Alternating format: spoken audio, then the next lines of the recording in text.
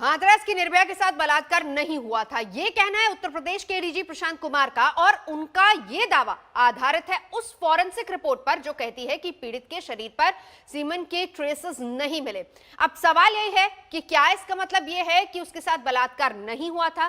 क्या मरते समय पीड़िता ने अपने साथ गैंगरेप का जो बयान दिया था उसे नजरअंदाज किया जाएगा? Now today the FSL report from Agra has come, which clearly says that there has been no sperm is found on the collected samples, hence rape was not committed. मतलब पीड़िता के शरीर पर सीमन नहीं मिला तो लड़की का रेप हुआ ही नहीं। भला ये क्या बात हुई एडीजी साहब? क्योंकि कानून तो कहता है कि सीमन का न मिलना रेप न होने की गारंटी नहीं है।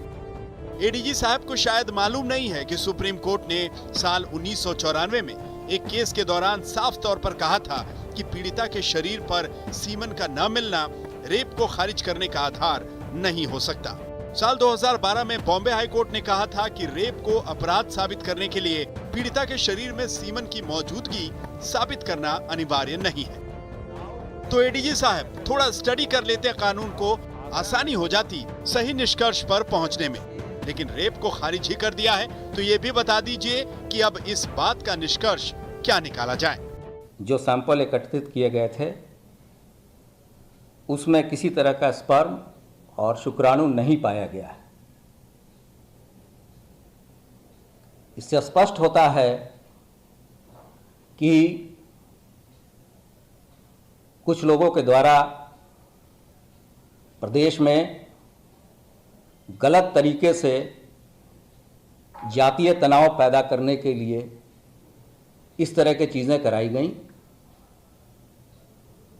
और पुलिस ने शुरू से इसमें त्वरित कार्रवाई और तत्समय कार्रवाई की है।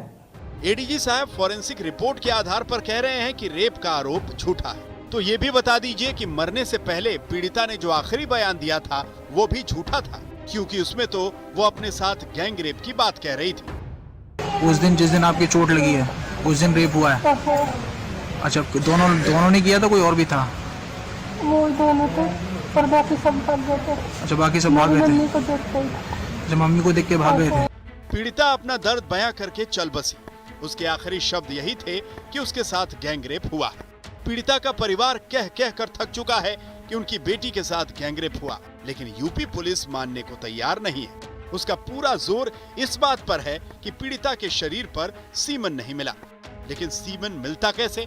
पीड़िता के साथ 14 सितंबर को दरिंदगी हुई और एडीजी साहब खुद कह रहे हैं कि फॉरेंसिक सैंपल तो 25 सितंबर को लैब भेजे गए, यानी 11 दिन बाद।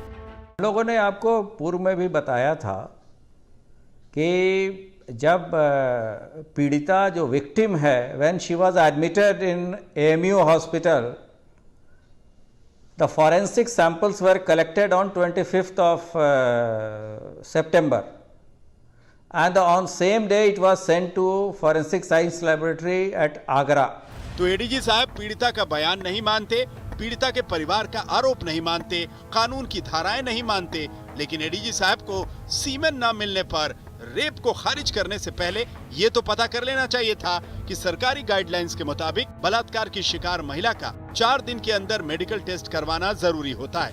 एक्सपर्ट्स के मुताबिक घटना के 72 घंटे बाद मेडिकल टेस्ट में पीड़िता के शरीर पर सीमेन के ट्रेस मिलना बहुत मुश्किल हो जाता है। 96 घंटे बाद मेडिकल टेस्ट हो तो सीमेन का ट्रेस मिलना लगभग नामुमकिन हो जाता है। लेकिन हाथरस पुलिस ने तो पीड़िता के फॉरेंसिक सैंपल लेने में ही 8 दिन लगा दिए और सैंपल को लैब भेजने में 3 दिन और लग गए। किसी भी रेप केस या सेक्सुअल असॉल्ट केसेस में मेडिकल एग्जामिनेशन जो होता है वो बहुत ही इम्पॉर्टेंट रोल प्ले करता है, और जितनी जल्दी हो सके जैसे ही विक्टिम का ट्रीटमेंट स्टार्ट किया जाता है, साइमल्टेनियसली या इमीडिएटली बाद में मेडिकल एग्जामिनेशन किया जाता है, ताकि जो एविडेंसेस है वो बिना किसी कंटैमिनेशन के जो कलेक्ट किया जा सके। सबसे पहले तो जो विद इन 12 आवर्स होता है और maximum up to 48 to 72 hours होता है। 3 से 4 दिन तक के केसेस में हमारे यहाँ साइंटिस्ट ने ऑब्जर्व किए हैं वीएस स्लाइड के अंदर स्पर्म्स जो है और स्पर्म्स की अगर प्रेजेंस होती है तो चूँकि उसमें सफिशिएंट क्वांटिटी में डीएनए होता है तो then we are going for DNA profiling.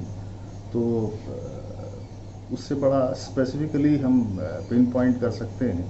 ये गैंग रेप में वी कैन पिन पॉइंट कि भाई कौन 4 लोग हैं या 3 लोग हैं या ज़्यादा लोग हैं, तो ये आसानी से बताया जा सकता है। वैसे यूपी पुलिस की विश्वसनीयता तो इस केस में शुरू से ही सवालों के घेरे में है। उसे तो पीड़ित लड़की के आखिरी बयान वाले वीडियो में भी सच्चाई नहीं दिखी, लेकिन पीड़िता की जीभ दिख गई। वीडियो भी आया है जो कि स्थानीय पत्रकार लोगों ने लिया था, जिसमें पीड़िता ने स्वयं और उसकी मां ने घटना का पूरा ब्यौरा दिया है। उस वीडियो में पीड़िता ने अपनी जीभ भी दिखाई है। तो जहां तक जीभ कटने की बात थी या काटने की बात थी, वो सरासर गलत थी। मतलब जीभ नहीं कटी थी, रीढ़ की हड्डी नहीं टूटी थी। यूपी पुलिस का पूरा जोर इसी बात पर है कि किस तरह से ये मामला दबा दिया जाए। लेकिन इस केस में कानून को भुला चुकी यूपी पुलिस एक और बात भूल गई, वो ये कि बैरिकेड लगा देने से सच की आवाज को दबाया नहीं जा सकता। हाथरस के सच पर जो पर्दा डाला जा रहा है, वो पर्दा जब गिरेगा तो यूपी पुलिस का सच भी बेपर्दा होगा। दिल्ली से मिलन शर्मा और हाथरस से चित्रा त्रिपाठी के साथ आज तक ब्यूरो। फिलहाल यहाँ रुकेंगे एक ब्रेक के लिए। आज तक पर खबरों का सिलसिला लगातार जारी है, देखते रहिए आज तक। नमस्कार, मैं हूं अंजना ओम कश्यप। हमें उम्मीद है ये वीडियो आपको पसंद आया होगा। लेटेस्ट खबरों के लिए यूं ही देखते रहिए आज तक, और इस वीडियो के पसंद आने पर लाइक, शेयर एंड सब्सक्राइब करना ना भूलें।